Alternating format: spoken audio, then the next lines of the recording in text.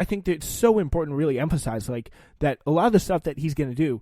I mean, I'm not really sure entirely. First of all, that you can take that as a commitment. I don't think you can take that what Biden says completely written in stone there because I don't know. I don't know.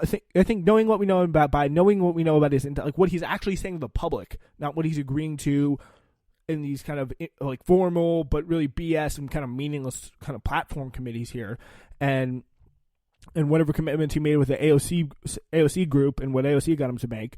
I mean, I don't think he is going to be bound. He's not politically bound to those in any way. And it's definitely, if Biden wins, it's going to be up to the left to make him bound to those.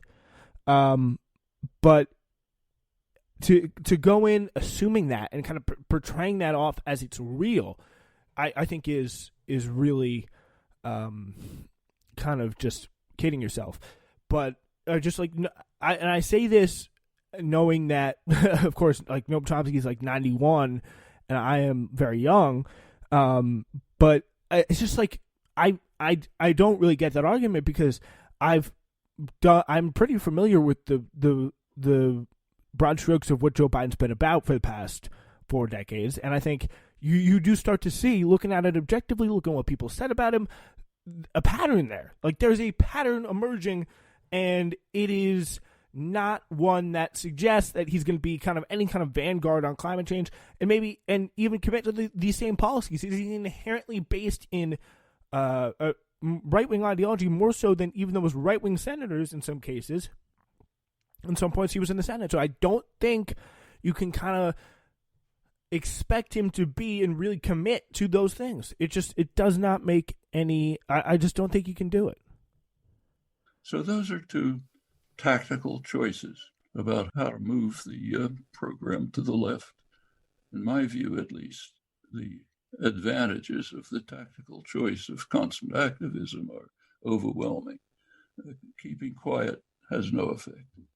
Well, I think that I agree with that, absolutely. And that no one I know is really advocating to keep quiet. It's a third tactical option that's being offered, which is to say, in the same way that voting blocs like unions have been able to... But is there a coordinated left voting bloc? I don't think she can...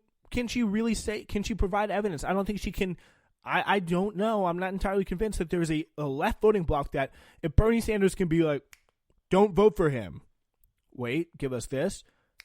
Vote for him with a snap of the fingers, or somebody else who's going to be like logically in control of that many people. I don't know if you can do it. I don't think you can say that. It's great when you have a union and you have already organized infrastructure and people just kind of like mail things out and be like, okay, this is the voting recommendation. A lot of people are going to follow the voting recommendation, except for kind of Unite here in Nevada. But like that kind of stuff is, I don't know if you can like make the case that you can do that with such little infrastructure and such little resource at hand.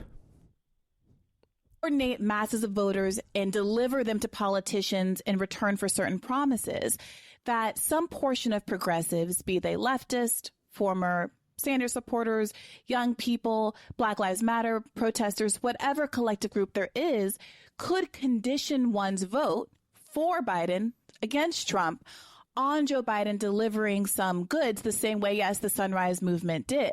Now let's take that position. Suppose you're one of these people.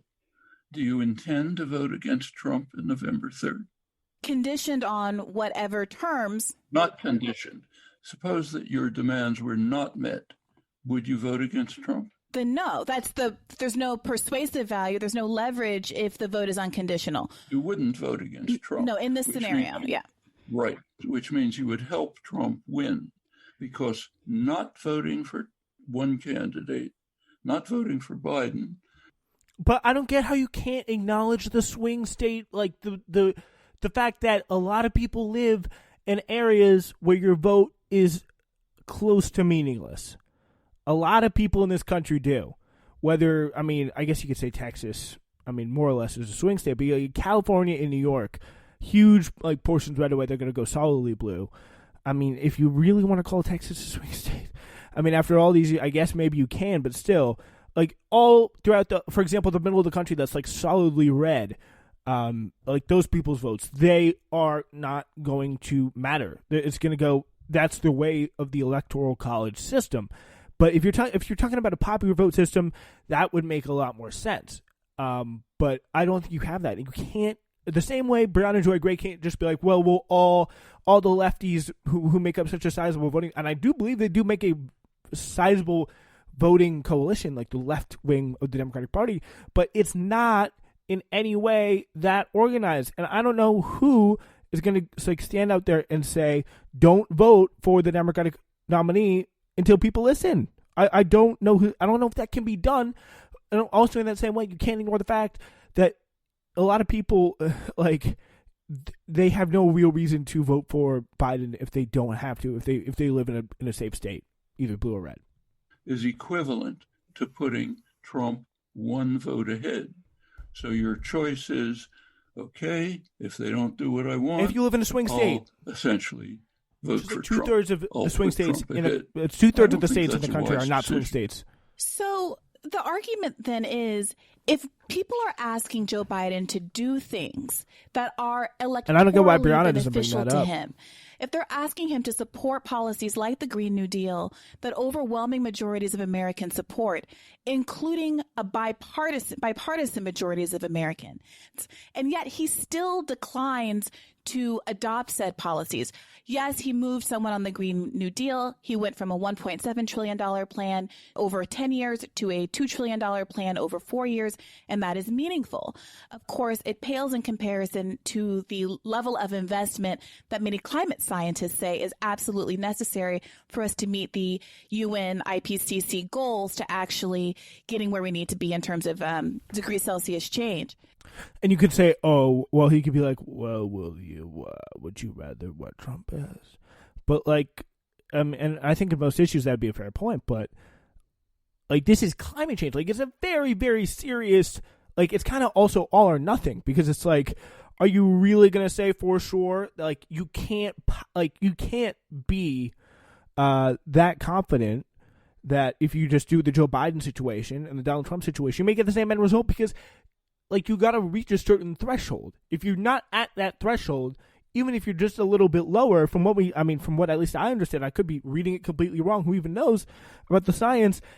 But like, if you're not at that point by that time, the point that's necessary at the time that's necessary, like, irreversible things will start to happen, and it won't matter. So if you're not getting if you're not reaching that level of investment needed to reverse climate change, then you're not really doing anything for anybody. But you're just doing it to say, well, I'm technically better, but you got to be good enough. Like, if you're still not, if you say Donald Trump's at a 30, you're at a 60, you're still not getting to 65. You need a 65 to pass, and passing is in this scenario, living and dying for the next generation, which is like, believe me, I am pretty invested in that, because I want to be able to live on this planet for more than just 7 years before it gets irreversible. All of this is common ground, but it's missing the point. Mm-hmm. The question is, what are you intending to do on November 3rd? If you say, and you mean what you're saying, if you don't vote, put Medicare for all on your program, I'm going to give a vote to Trump. If that's what you mean, say it, okay? Mm-hmm. And then what you're saying is, if I don't get what I want, I'm going to help the worst possible candidate into office. I think that's crazy. Well, what is the consequence? What are the long-term consequences of everybody on the broad left, Democrats, liberals, everyone? Under any circumstances, we will vote for a Democrat. I do have to say, Brianna's been missing a few spots here, and Noam's been hitting all the spots. I'd say Noam's up so far against just Brianna, but if maybe Virgil will get in there and score some points for the anti-Biden team, but we shall see. Candidate, as long as they are incrementally better than the Republican candidate. Does that way of thinking contribute to the rightward shift of the Democratic Party over years? And what mechanism will ever stop that shift if we're not willing to ever, under any circumstances, leverage our votes? So what you're saying, if you think it through, is we should help Trump win, because maybe in the long run, that'll affect the Democratic Party. That's a terrible choice. Helping Trump win, as you're proposing, would mean 4 more years of destruction of the environment, getting possibly to tipping points, which would be irreversible, certainly making any effort to deal with it very difficult. It would mean stacking the judiciary with young, ultra-right lawyers, top to bottom, so that nothing would be possibly done for a generation, and I can go on and on. I don't think that's a wise choice, just on the hope that maybe sometime in the long term, the Democratic Party will pay attention to the fact that you're part of the 50% of non-voters. I think that's a very poor judgment. I take that very seriously. I take the multi-generational threat very seriously. You know, as a Black American whose family members have been living as a third tier in American society, my mother was born into an America that didn't recognize her basic human rights. In 1960, she's a relatively young woman. And obviously the kinds of the world that my grandparents and great-grandparents had to live through was much more dramatically unequal than even that. And so what concerns me is the way in which the vote blue no matter who mindset basically privileges more recent concerns that are equally grave as more long-standing concerns that are built in the status quo, and says we have to vote for X candidate to prevent X ill from happening. At the same time, those who have suffered under the status quo never seem to get an opportunity to have their issues heard, because a maintenance of the status quo is always a number one priority that will do anything to preserve. And I think that when you look at a lot of who is feeling disaffected right now, it is a lot of younger Black voters who felt like there was an opportunity to pull the lever and do things the right way with Barack Obama, but who don't see any real change having materialized, and that the status quo for them just simply isn't good enough. How do we change that? How do we keep that pattern from recurring so voters have some confidence that pulling the lever isn't just going to maintain the status quo, but do something more? Well, I mean, that's just not, I mean, it's kind of like, you can't say that's the nature of the system. That's just not what you expect, I think, at this point when you go to the voting booth. Like, I don't know who that, like, counts against, whether it's Brown or to Noam's point there, but it's like, you can't really, at this point, if you're wanting to go into the voting booth making a difference, you can't go, and it'd be interesting to see how kind of like Noam responds to this, but if you want to go in the voting booth making a difference, expect like think you're going to make a difference, like, you can't go and say, oh, I'm going to change the status quo all the time. It's just like, there is very likely going to be the case that there's no status quo candidates on offer. They're just all people who are committed to like real, like, maintaining things kind of the way they are, maybe a little bit better, but then making things drastically worse. And you really have to just hold your nose every time. And sure, it's going to dispirit a lot of people from voting, but like voting like the way we have it now, it's been like this for a while, first of all, and second of all, like, it's kind of the nature of the system. Like, it's almost designed to produce like the least appealing option, really, and to like to the most amount of people. Like, these candidates are like really considered quite poorly, probably the most poor that we've, like, the least confident each, like, the Americans have felt about the candidates that could be president. Like, either way, most Americans are going to acknowledge things are not going to end up very well. Like, we shouldn't be excited for anything coming under Joe Biden president. We shouldn't expect, for example, FDR like great transformational change. And it's just like the people who argue for that point of voting for Biden because of this transformational change, like, oh yeah, like, that is going to be that, like, that you're just lying. You're not. I don't think you can make the case that you can go in. Maybe Biden gets proven wrong. Maybe we all get proven wrong and we look like idiots. That would be great because we need some real transformational change. But I don't think that Biden is the person to do it. But still, again, he's better than Trump. And in the way the voting, in just the awful, screwed up, like, poisonous world, the way voting works, that's just how it has to be. It's just the lesser evilism. Most of the time, especially as we get further and further down the highway to hell, like, that's just how it's going to have to be. Like, that is just how it's going to have to be until we find someone who's just absolutely kind of worthy of